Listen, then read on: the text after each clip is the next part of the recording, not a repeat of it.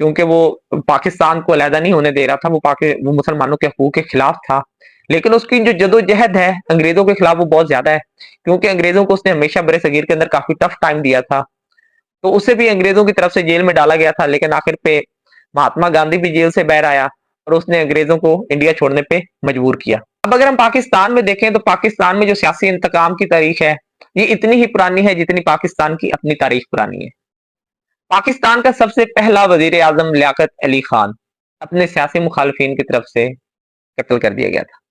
1951 में वो लियाकत बाग में खिताब कर रहे थे, पिंडी पिंडी के अंदर। तो उस खिताब के दौरान ही उनको गोली मार दी गई थी। उससे चल के जो अगला नाम आता है वो आता है सिकंदर मिर्जा का।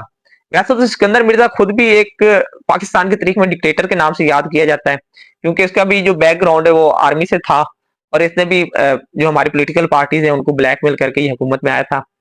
लेकिन इसी सिकंदर मिर्जा को जनरल अयूब खान ने, और याद रखें जनरल अयूब खान का जो मार्शल लॉ नाफिज हुआ था, कुछ लोग ये गलत समझते हैं कि जो सबसे पहला मार्शल लॉ है वो अयूब खान ने नाफिज किया था।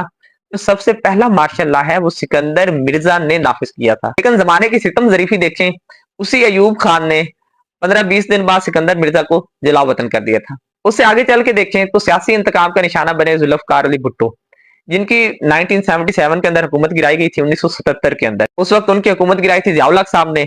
उसके बाद उनको पाबंद सलासल कर दिया गया और शाही किला के अंदर अभी भी वो सेल मौजूद है जिस सेल के अंदर जुल्फकार अली भुट्टो को कैद रखा गया था।